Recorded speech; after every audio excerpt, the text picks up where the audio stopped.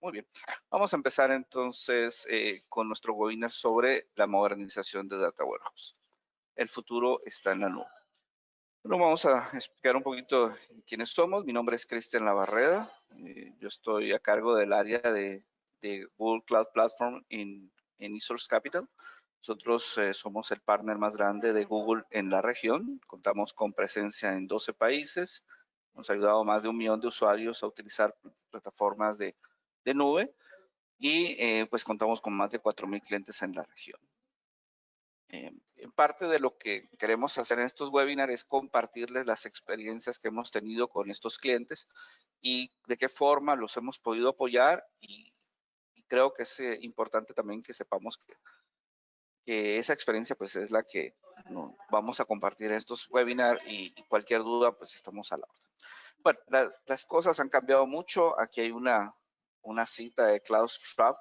Él es el fundador y Executive Chairman del World Economic Forum en Davos, y que es la reunión donde casi todos los grandes líderes de la región casi todos los grandes líderes de la región se reúnen, bueno, de todo el mundo se reúnen una vez al año para discutir sobre las nuevas tendencias y los retos que tienen. Y una de las citas más importantes que tienen es que bueno, que ahora ya el pez grande ya no se come al pequeño, sino que es más bien el pez rápido el que se come al lento. Eso es interesante porque lo que queremos hacer es que las empresas, nuestros clientes sean más rápidos, más flexibles, más rápidos en adoptar estas nuevas tecnologías. De lo contrario, pues ya sabemos que hay un riesgo. Muy bien, ¿por qué es importante modernizar nuestro data warehouse? Hay muchos clientes que ya cuentan con una plataforma de BI o cuentan con una plataforma de data warehouse o ya tienen por muchos años han utilizado estas herramientas y la pregunta es, bueno, ¿por qué necesitamos modernizarlo? ¿Qué es lo que nos está qué es lo que nos está empujando a que hagamos estos cambios. Bueno, lo interesante es que sí, tenemos muchos casos donde nosotros tenemos estas herramientas, pero nos hemos dado cuenta que menos del 1% de los datos que no son estructurados se están utilizando para la toma de decisiones. Es decir, datos no estructurados simplemente no los estamos tomando en cuenta y menos del 50% de los datos que sí están estructurados se están tomando para tomar decisiones. Entonces, vemos acá que tanto datos estructurados como no estructurados no se están utilizando en la toma de decisiones. ¿Por qué es esto? Bueno, principalmente hay algunas limitaciones en el modelo de los data warehouse tradicionales que son los que nos están impidiendo que realmente podamos crecer en esto. El primero tema vamos a concentrarnos un momento en esta área que está acá del 50% de los datos estructurados, porque son con los que estamos más familiarizados. Y la primera parte de este webinar, pues nos vamos a enfocar en datos estructurados. Los datos estructurados, pues son tablas que nosotros normalmente tenemos en nuestros sistemas de producción, por ejemplo, tablas que vienen de un ERP o de nuestros sistemas core. O de nuestros sistemas que no son core, pero que son periféricos, que tienen pues, ciertas características. Primero, estas tablas están normalizadas, tenemos datos que están optimizados para operaciones OLTP, o operaciones transaccionales. Ahí insertamos una venta, insertamos un registro de un inventario, guardamos nuestro control de empleados, nuestro control de ventas, nuestros productos, nuestros inventarios. Todo eso está en estos sistemas que todos nosotros tenemos. El tema es que esos sistemas están optimizados para poder operar transaccionalmente. Cuando queremos hacer análisis de la información, necesitamos movernos hacia un data warehouse. Y las personas que en este caso han tratado, o las empresas que han tratado de usar el mismo sistema transaccional para hacer consultas y análisis de información, pues se darán cuenta que son dos sistemas que son incompatibles. Las consultas de análisis afectan el performance de una base de datos transaccional y al final no podemos convivir con los dos. Entonces, por eso es que al final lo que se hace es se extrae esa información del sistema transaccional y se mueve hacia un data warehouse. En ese data warehouse nosotros ya tenemos también información histórica que normalmente ya no es útil en el sistema transaccional. El sistema transaccional nos interesa las cuentas por cobrar, las cuentas por pagar de este momento. Nos interesan las compras, las ventas de este momento. Nos interesan los empleados que tenemos en este momento.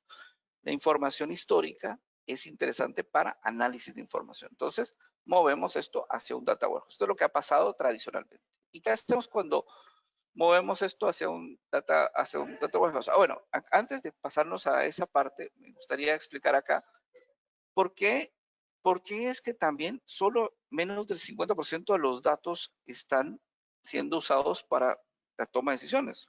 Bueno, principalmente por esto, porque normalmente cierto tipo de usuarios son los que hemos escogido que sean los únicos que van a tener acceso a estos análisis de información. Probablemente nuestro director financiero, algunos vendedores o directores, personas de marketing o data scientists. Algunos de ellos pueden estar utilizando la información de un sistema de data warehouse, pero no todo el mundo tiene acceso a esto. ¿Y por qué? Porque tradicionalmente los sistemas de data warehouse son costosos, como vamos a ver en un momento, son costosos. Las herramientas de visualización son costosas y todo eso nos lleva a que tengamos que excluir al resto de los colaboradores de la empresa para poder acceder a esos sistemas de análisis de información. La idea de Google es democratizar el acceso a los datos, de manera que no sea solo un data scientist o un analista de datos el que va a ver esta información o algunos dashboards que directores o gerentes van a ver, sino que todo el mundo, que una persona que está atendiendo un dependiente demostrador o la persona que está directamente atendiendo al cliente pueda tener acceso al análisis de la información, pueda saber quién es el cliente con el que está hablando.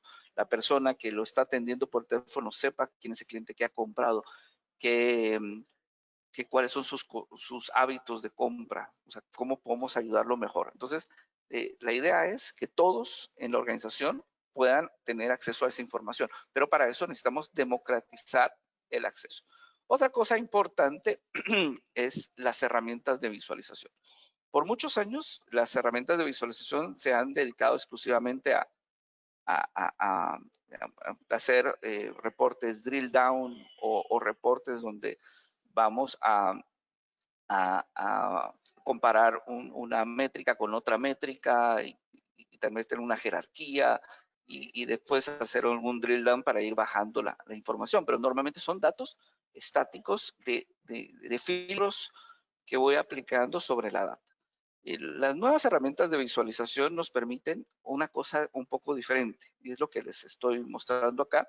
Este es un ejemplo de una visualización dinámica donde estamos viendo desde el año 73 cómo ha ido evolucionando las remesas que recibe cada uno de los países de Latinoamérica y cómo han crecido a lo largo de los últimos años. Y ese incremento bueno, realmente impresionante, pero nos cuenta esa historia de cómo de algún momento, incluso las remesas que van a Brasil en un momento crecieron, luego decrecieron, luego las de Colombia en algún momento también crecieron, luego decrecieron, y luego como podemos ver que países como El Salvador, Guatemala, han ido incrementando considerablemente las remesas que reciben. Entonces, y México, como se ha mantenido siempre adelante del resto de países en el manejo de las remesas. Pero esto nos da no solamente un dato puntual de un momento del tiempo, sino que nos cuenta una historia. Nos dice cómo ha ido evolucionando la forma de ver, digamos, de las remesas en este caso. Pero lo que les quiero mencionar es que esto nos permite las nuevas herramientas de visualización nos permiten contar historias, nos permiten que los datos nos digan cómo se han comportado, cómo han ido evolucionando a lo largo del tiempo. Y eso es, digamos, algo que nos va a agregar mucho valor de acá, de ahora en adelante. Bueno, entonces, y aquí vemos también otro de los problemas que tienen los data warehouse actuales, por lo cual este es un problema muy habitual. Cuando ya nos movemos hacia un data warehouse tradicional, nos topamos con este problema. los usuarios se bloquean unos a otros. Entonces, probablemente la carga de información, la ingesta de la información, la voy a hacer en batch en la madrugada. Aquí vemos un ejemplo, lo voy a hacer a las 3 a las 6 de la mañana. A las de 6 de la mañana, 9 de la mañana, voy a correr algunos queries preconstruidos, voy a hacer algunas vistas materializadas, voy a cargar algunos cubos. ¿Por qué? Porque los dashboards de los ejecutivos tienen que estar actualizados. Y luego voy a dejar de 9 de la mañana a 5 de la tarde o 6 de la tarde que los analistas de BI hagan su trabajo. Y luego, probablemente de 6 a 9, pues le dejaría que correr algunos jobs de algún data scientist que está haciendo algunos estudios o análisis de información sobre grandes porciones de información, lo voy a correr a las 6 a 9. ¿Por qué hago esto? Porque si dejo que los data scientists trabajen al horario del analista, las consultas del analista van a ser muy lentas. O si no cargo digamos anteriormente, no cargo los dashboards ejecutivos, pues estos no se van a refrescar. Entonces, estos son los problemas habituales con los que nos topamos con un data warehouse tradicional. Y estamos hablando quizás de data warehouse muy pulidos, data warehouse donde se ha invertido muchas horas de trabajo, data warehouse que estas limitaciones son por la arquitectura que vamos a ver en unos momentos y son problemas que no son fácilmente, no podemos resolverlo fácilmente. Estos son los problemas con los que hemos logrado aprender a vivir, a convivir. ¿Por qué? Porque necesitamos que los ejecutivos tengan su dashboard. Pero si nos damos cuenta que hay algunos inconvenientes, el dashboard ejecutivo se va a actualizar a las 9 de la mañana y ya no más para evitar que los analistas se vean afectados. Pero si el ejecutivo quiere ver alguna información en tiempo real, no lo va a poder ver. Y digamos que es algo característico de los sistemas de data warehouse tradicionales, que la información no esté en tiempo real. Se acepta que van a ser los datos consolidados de un día o de una semana o de un mes anterior. Eso es, digamos, algo con lo que los ejecutivos han aprendido a convivir. El problema con eso es que si vamos a convertirnos en una empresa rápida, el pez rápido que se come a lento, necesitamos la información en tiempo real. No podemos seguir con un esquema como este, donde definimos cuántums de tiempo para cada tipo de colaborador. Tenemos que tener la capacidad de poder tener cargas de trabajo que convivan unas con otras, que el dashboard ejecutivo se esté consultando al mismo tiempo que los usuarios de BI, que al mismo tiempo que los data scientists, al mismo tiempo que se está cargando información en batch, al mismo tiempo que se está haciendo la ingesta de otro tipo de datos. Entonces, este trabajo concurrente es lo que nos va a permitir agilizar los procesos. Veamos acá algunos de los problemas comunes en los data warehouse y por qué tenemos estos inconvenientes. Aquí vemos un tipo tradicional de consulta donde estoy consultando 4 tipos de datos. Tengo datos de ventas, de tiendas, de producto y de cliente. Y normalmente pues voy a hacer joins, voy a hacer filtros, voy a hacer grupos y voy a hacer resultados agregados. Entonces, digamos lo típico en una consulta OLAP. ¿Cuáles son las características de estas consultas? Pues son inherentemente lentas. Normalmente consultas de este tipo nos toman ya no segundos, sino a veces minutos o incluso horas. Entonces, se necesitan índices especiales, se necesitan reconstruir índices, se necesita mucho mantenimiento, se necesita, probablemente voy a tener que crear unas vistas materializadas para poder tener esta información precargada para que cuando el usuario de la herramienta de visualización consulte la información, la tenga de forma rápida.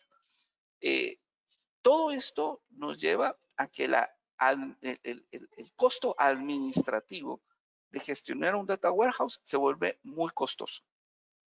Además, también tenemos problemas en cuanto a la arquitectura de estos diseños. ¿Por qué estas consultas son lentas? Porque son costosas y porque su administración es tan complicada. Bueno, la razón viene por estas gráficas que vemos acá. Normalmente una plataforma de análisis de datos tradicionales pues tenemos que gastar tiempo en administración de recursos. Aquí estamos hablando del storage, tenemos que administrar memoria, tenemos que administrar procesador, tenemos que administrar, digamos, todos estos recursos de cómputo que tenemos. Administración del escalamiento, digamos, si yo me doy cuenta que tengo problemas de performance, pues probablemente voy a necesitar comprar más discos o cambiar mis discos que tengo de tradicionales, de discos magnéticos por discos quizás de estado sólido, o mis discos de fibra canal que tengo en mi SAN los voy a cambiar por unos discos de estado sólido. Todo eso tengo que gestionarlo, comprarlo, invertir y quizás cambiar tipos de memoria o agregarle memoria.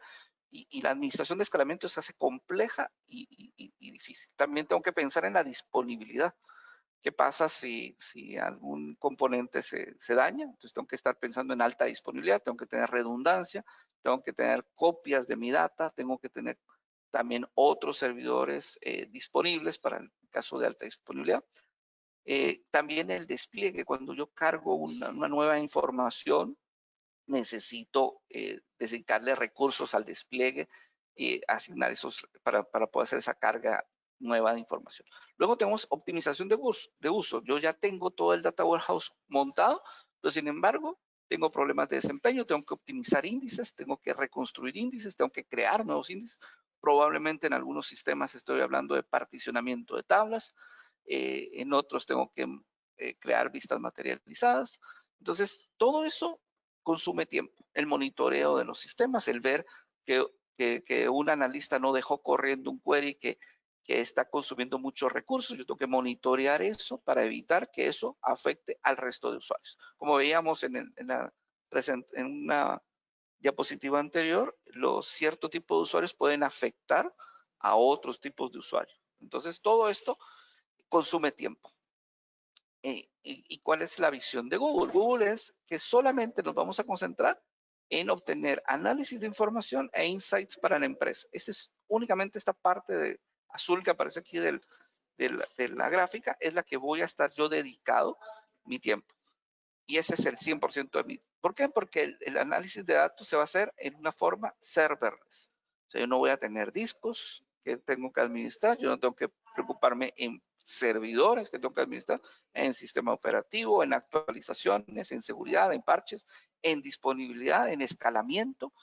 Yo no me tengo que preocupar de optimización de queries, yo no me tengo que preocupar de optimización de índices, no me tengo que preocupar de que un cierto tipo de usuario esté bloqueando otro tipo de usuario. Me quito todos estos dolores de cabeza y me dedico únicamente al análisis y al obtener insights para la empresa. Entonces, por eso es que es importante poder modernizar un data warehouse. Veamos algunos casos. Por ejemplo, la infraestructura. ¿Qué es lo que necesitamos en un data warehouse?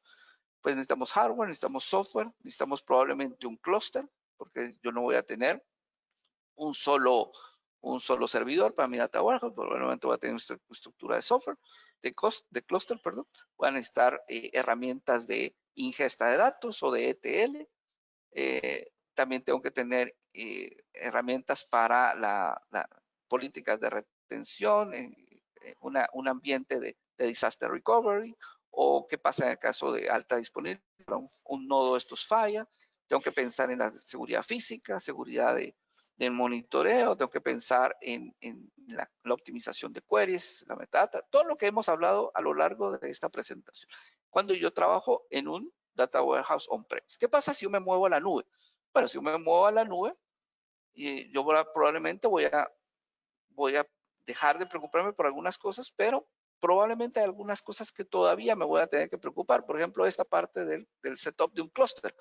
Si yo me muevo a una nube tradicional, digamos que no es Google, por ejemplo, un Azure o un AWS, yo todavía tengo que configurar los clústeres. Yo todavía me tengo que preocupar de optimizar los queries. Yo todavía me tengo que preocupar de manejar los índices y me tengo que preocupar por el escalamiento. ¿Por qué? Porque todo esto no me lo da el vendedor de cloud. El vendedor de cloud me da el hardware y solamente esa parte. La parte de la seguridad, la parte de monitoreo, ¿verdad? Pero la parte del optimizar los índices, asignar más recursos, particionar los datos, optimización de todo esto ya lo hace, en el caso de Google, lo hace directamente BigQuery. Entonces, sí hay una diferencia considerable entre lo que nos ofrece una y otra alternativa. Veamos aquí que cuando mencionaba BigQuery, ¿a qué nos referimos con BigQuery? Y esto para pensar en un sistema, a qué es lo que nos tendremos qué es lo que tendríamos que construir para poder sustituir nuestro data warehouse tradicional. Bueno, para empezar es serverless. Como decía, yo no me tengo que preocupar de memoria, yo no me tengo que preocupar de discos, yo no me tengo que preocupar de procesadores, no me tengo que preocupar de información de un clúster. ¿Cómo funciona BigQuery? Vamos a ver unas diapositivas más adelante cuál es su arquitectura, pero me voy a concentrar aquí en algunos componentes, digamos, que son importantes para BigQuery. Primero, la ingesta de datos. BigQuery nos proporciona ciertas herramientas para poder automatizar la ingesta de datos. Yo tengo conectores para poder extraer la información de cualquier base de datos tradicional. Aquí me estoy concentrando únicamente en datos estructurados, que son los que estamos familiarizados todos. En los datos, digamos, estructurados, yo me puedo conectar a un SQL Server, yo me puedo conectar a un Oracle, yo me puedo conectar a un DB2, me puedo conectar a ese tipo de bases de datos, o puedo cargar archivos CSV, puedo cargar un JSON, puedo cargar muchos formatos de información. Y voy a usar, en el caso de que yo quisiera que esa información estuviera fluyendo desde la fuente hasta el destino de una forma de tiempo real, inmediata, entonces voy a usar un servicio de colas que en el caso de Google se llama PubSub. PubSub es nuestro sistema de colas totalmente administrado. Yo no tengo que tener un servidor de MQRabbit o de MQ Series o cualquier otro sistema de colas. Esto ya lo tengo como servicio. Simplemente configuro el PubSub y tengo tantas colas como sea necesario. No me tengo que preocupar del performance, que si tengo que tener suficientes recursos para el sistema de colas. No, el sistema de colas es totalmente autogestionado y se llama PubSub. Luego tengo la consistencia inmediata. La consistencia inmediata es algo vital en un sistema distribuido. Cuando estamos hablando de un sistema distribuido, pues normalmente hay una cosa que se llama la consistencia eventual. La consistencia eventual es que yo cuando cargo una información a un sistema distribuido, eventualmente va a ser consistente, va a ser visible para todos los elementos del sistema. En el caso de la herramienta de BigQuery con la ingesta de datos, la información apenas se carga, está totalmente consistente y es factible de ser utilizada en tiempo real. O sea, no hay un delay entre la carga de la data y el que esté disponible para su análisis. También puedo manejar un ciclo de vida con Cloud Storage. Eso es muy importante. El ciclo de vida me permite, por ejemplo, que luego de luego haber hecho cierto tipo de análisis con un dataset, yo ese dataset lo puedo poner, si no lo voy a utilizar más, yo lo puedo poner en un medio de almacenamiento frío, donde voy a estar pagando un monto muchísimo más económico, menos de $0.01 por giga, por ejemplo, para tenerlo almacenado por mucho, mucho tiempo. Entonces, hay costos tan bajos como que yo podría tener almacenado 100 o 10 teras de información por $10 al mes. Entonces, puedo manejar el ciclo de vida de manera que después de cierto tiempo que yo no he usado esa data de forma automática, yo le puedo definir en los últimos 90 días, muévala automáticamente a un storage más económico. De esa manera voy a optimizar mis costos. Luego tengo el tema de ETL, la transformación, la limpieza de datos. También BigQuery trae los servicios para hacer la limpieza de datos. Contamos con herramientas tales como Dataflow, Dataprep, Dataproc para hacer la limpieza de datos. Dataflow es, yo puedo definir mis flujos para el manejo de la limpieza de los datos. Dataprep, puedo crear estos histogramas que me permiten manejar mejor, identificar si hay algún problema con los datos que no vengan suficientemente limpios y estandarizar los datos. Y Dataproc ya es un clúster de Hadoop autoadministrado que para los que ya tienen cargas con Kafka o con Apache Beam, entonces, y ya lo tienen construido, pues lo pueden reutilizar con Dataproc. De lo contrario, nuestra recomendación siempre es Dataflow, Dataproc, que son herramientas visuales, gráficas, sin tener que ir tanto a código. Luego, ¿para qué me sirve esto? Para democratizar los datos. Rompe la barrera de la información, le podemos dar acceso a la información a toda la organización. ¿Por qué? Porque los costos de almacenar, consultar y presentar la información son mucho más económicos. También tenemos herramientas de colaboración, los dashboards que yo voy a poder crear, los datasets que yo voy a poder crear, los puedo compartir, puedo colaborar entre todos los miembros de la organización. Es más, yo puedo construir queries y compartirlos con el resto de la organización para que la gente no tenga que construir sus propios queries. Y luego, bueno, una parte muy importante es que ya estamos listos para que después de tener la información cargada a BigQuery, yo puedo aplicarle modelos de inteligencia artificial y machine learning para hacer análisis predictivos. Entonces yo ya no tengo solamente un repositorio donde voy a estar visualizando la información, lo que pasó, sino que también con base en esa información histórica yo puedo predecir cuál va a ser el comportamiento de mis clientes en el futuro.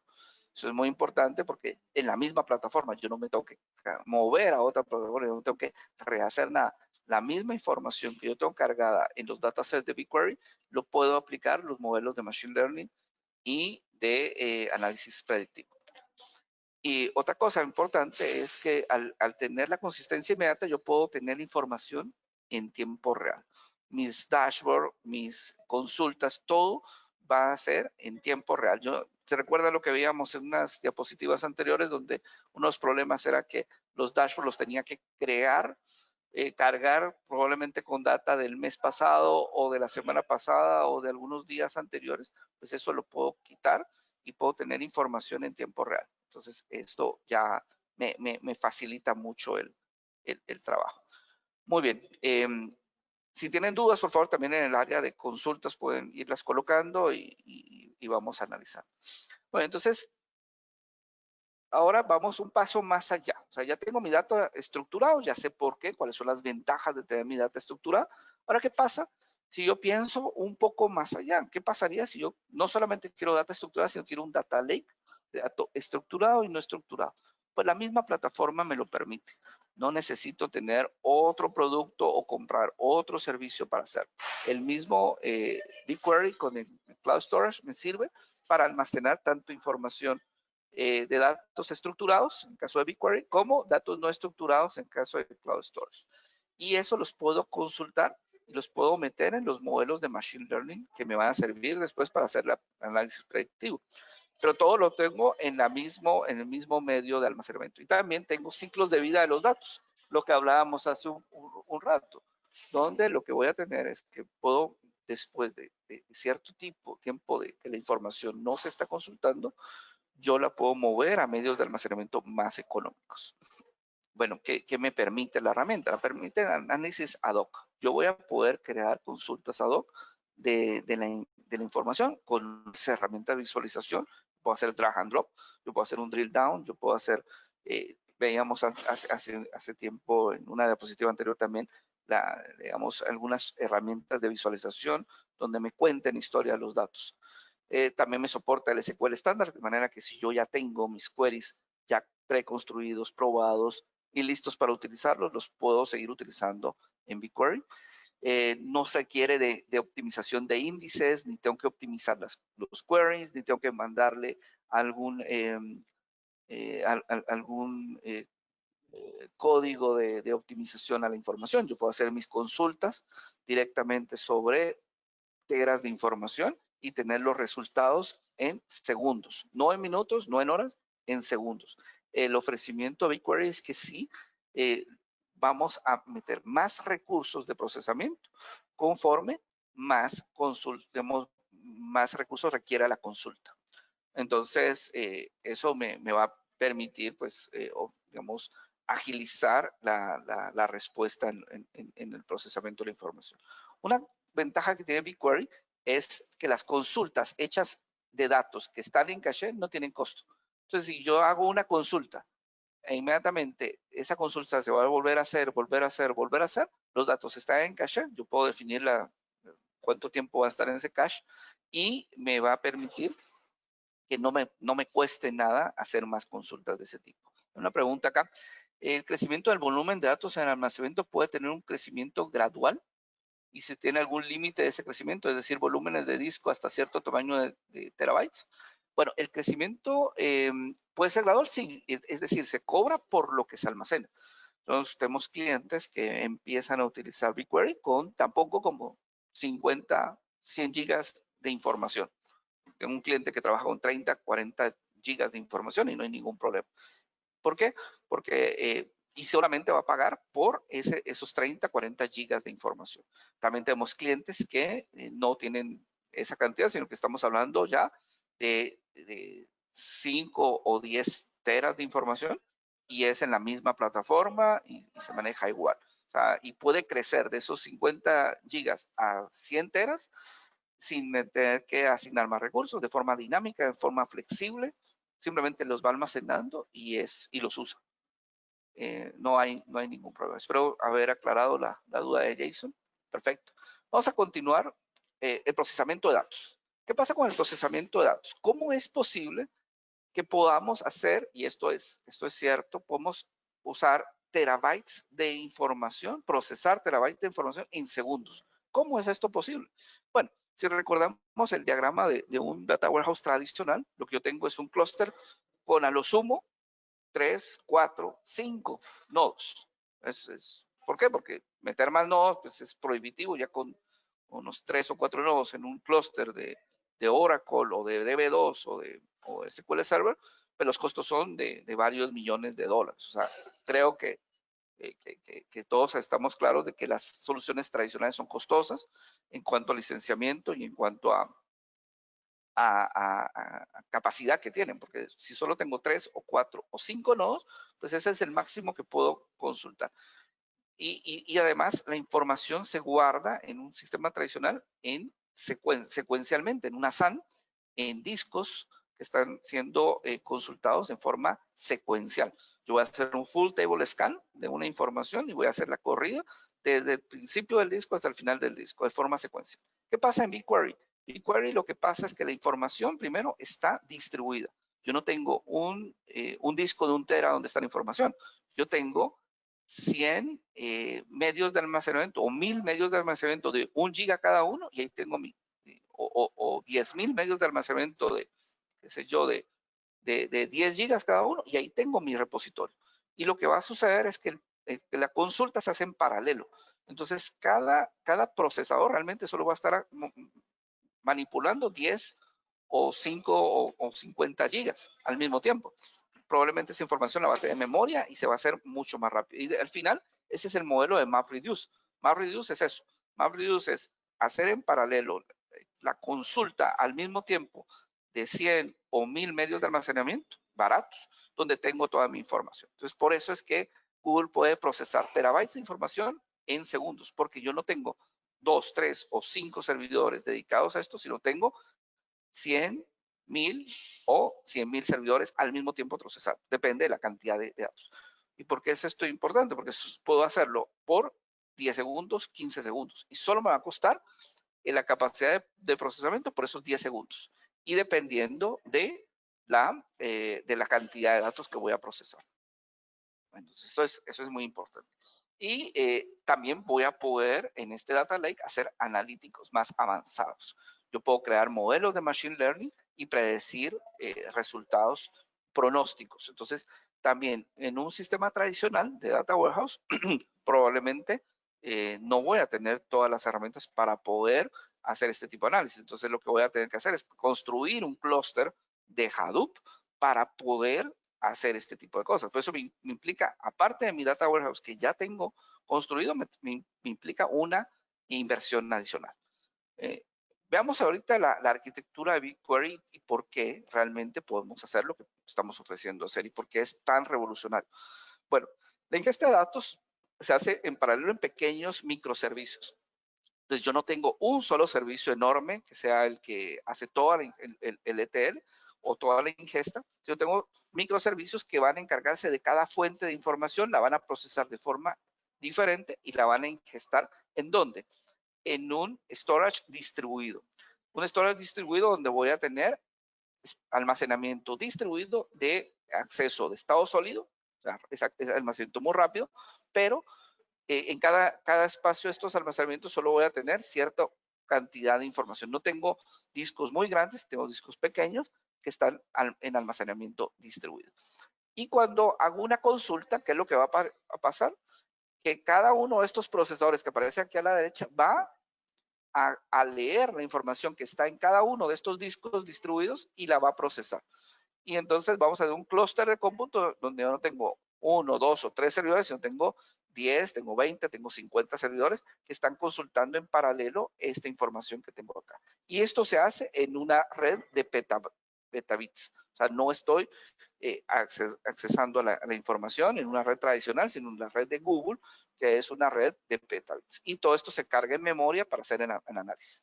Esto me permite entonces hacer el ofrecimiento que les decía al principio de podemos hacer una consulta sobre petabytes de información y tener resultados en segundos. Por ejemplo, recientemente toda la gente de Twitter, es un cliente de Google, movió todo el análisis que hacía imagínense, todos los tweets que se cargan, no son poca información, son petas de información, lo movió hacia BigQuery para hacer su análisis. ¿Por qué? Porque esta estructura es única, ningún otro fabricante tiene una arquitectura parecida. Muy bien, ¿cuáles son los beneficios? Es seguro, toda la información se encuentra encriptada tanto en tráfico como en descanso. Ustedes pueden tener sus propias llaves también para encriptado.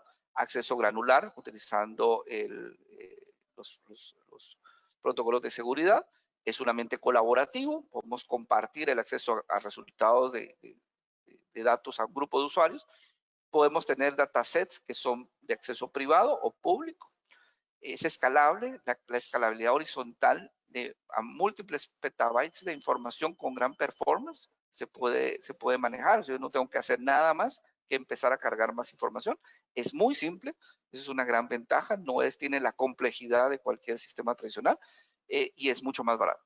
Los queries en caché son gratis, como decía, el primer terabytes de procesamiento es gratuito.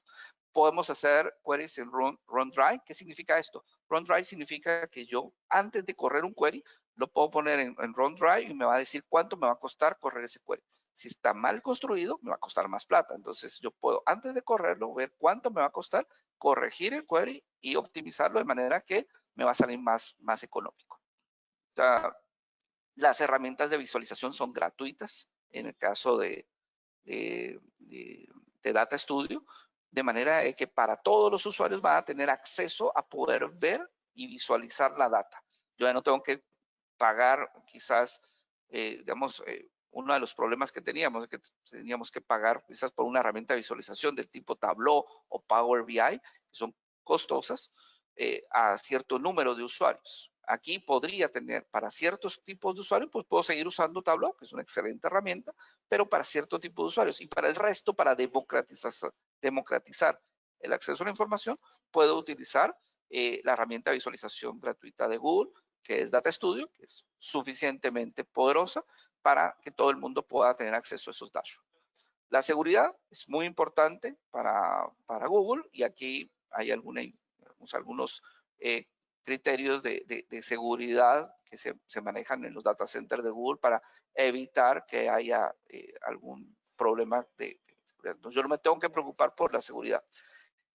Google es un líder en los Cloud Data Warehouse, de forma que es muy importante que a pesar de que Amazon y Snowflake y quizás Teradata o Oracle o otros están en el sector, pero siempre con servicios muy tradicionales. Por ejemplo, en el caso, vamos a ver ahorita en comparación con Snowflake y Amazon, cuáles son las diferencias de Google, ¿verdad? BigQuery realmente es entre 56 y 82% más barato que usar AWS Redshift. Son comparaciones que hemos hecho con muchos de nuestros clientes, que hay, si ustedes quieren ver el reporte del costo total de propiedad de BigQuery, lo pueden ver en este link. Es muy, muy económico. Y como se dan cuenta, en el caso de un procesamiento de Hadoop on-premise, siempre es más costoso. Quizás me voy a ahorrar un poco en un Redshift, pero siempre tengo mucho costo de administración y mucho costo de infraestructura. Aquí no, aquí la infraestructura es dinámica y solo se cobra por el almacenamiento y por las consultas. No se tiene que tener recursos asignados todo el tiempo. En un clúster de AWS se tienen que tener los recursos asignados, se usen o no se usen. Y eso me lleva a otra cosa. Bueno, otro tema que a muchos de nuestros clientes les parece, bueno, ¿cómo puedo mover mi información a la nube? Afortunadamente, los enlaces han ido mejorando con el paso del tiempo. Ya tener enlaces de 100 megabits por segundo ya no es algo prohibitivo en temas de precios en este mercado, en Latinoamérica, y tener o contratar servicios de gigabit temporalmente para poder mover la información, pues algo relativamente accesible. Entonces, por ejemplo, si yo quiero mover 10 terabytes de información, vemos que con un enlace de 100 megabits me tardo 12 días y con uno de 1 gigabit me puedo tardar 30 horas. Entonces, probablemente puedo hacer un acuerdo con mi proveedor de servicio para incrementar el ancho de banda de subida, que eso es importante. Esto no es de descarga, entonces probablemente, y esos costos, normalmente los proveedores de Internet no me cobran por incrementos a el ancho de banda de subida. Me cobran en el de bajada, pero normalmente se puede negociar mejores acuerdos por el ancho de banda de subida porque ese ancho de banda normalmente no se utiliza tanto. Entonces aquí vemos la tabla donde podemos ver cómo podemos subir rápidamente información. Bueno, quiero dedicarme un poquito a, digamos, ya no la base de datos tradicional, ya no estoy hablando de un BI con Oracle, con SQL Server, sino vámonos un paso más adelante. Yo ya tengo un clúster con la arquitectura de Hadoop.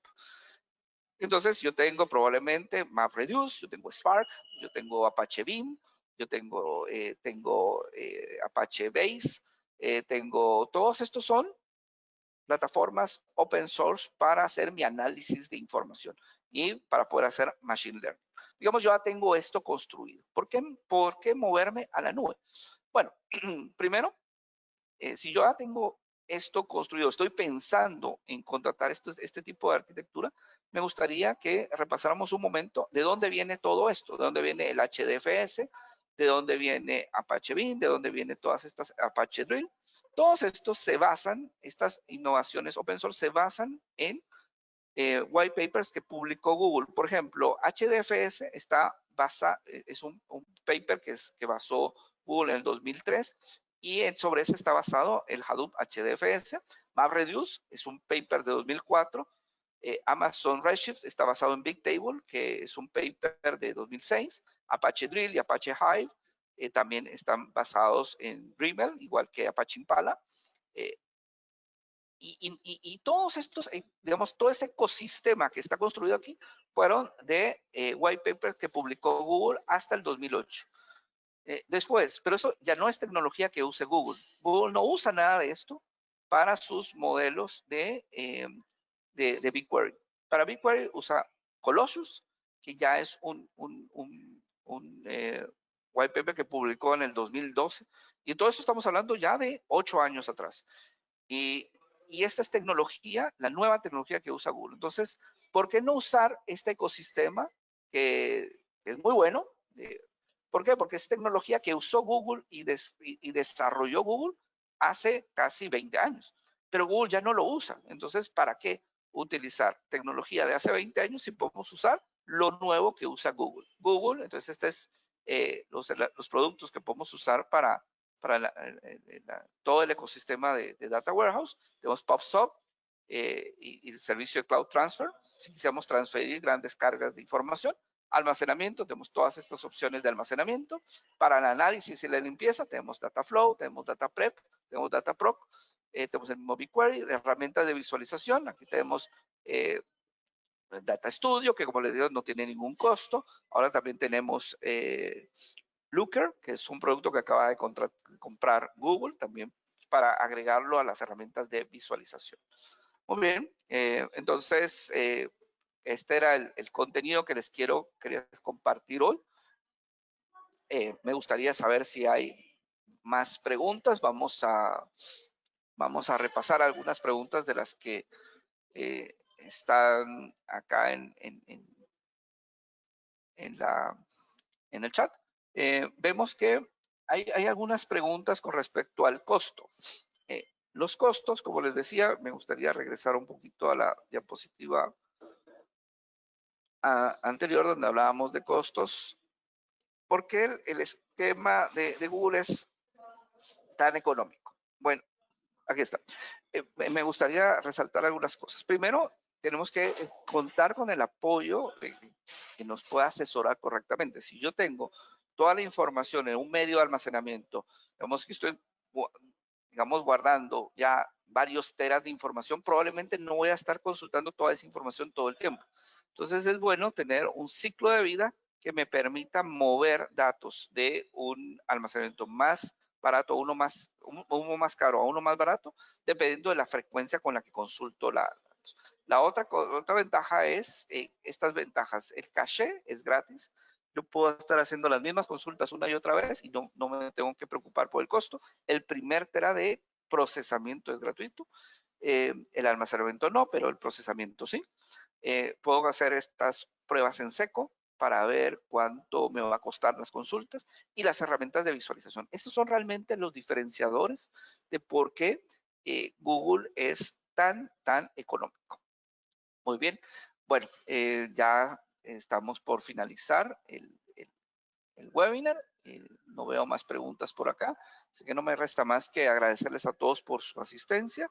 Vamos a seguir haciendo este tipo de seminarios. También me gustaría recordarles que contamos con créditos para el uso de estas tecnologías, contamos con capacitaciones para el uso de estas tecnologías. Podemos hacerles también un assessment para ver cómo están actualmente, cuál es el camino que deberíamos de seguir para poder utilizar este tipo de herramientas. Y no se preocupen si no tienen en este momento quizás teras de información, podemos empezar. Como les decía, tenemos clientes que están usando 30, 50, 100 gigas de información, pero es información que necesitan consultar en tiempo real y consultar rápidamente y democratizar. Para eso precisamente es BigQuery. Necesitamos la ingesta de esa información constantemente. Entonces podemos empezar con tan poco como 30 gigas de información o los teras de información que ustedes necesiten. Gracias a todos y nos veremos en una próxima ocasión.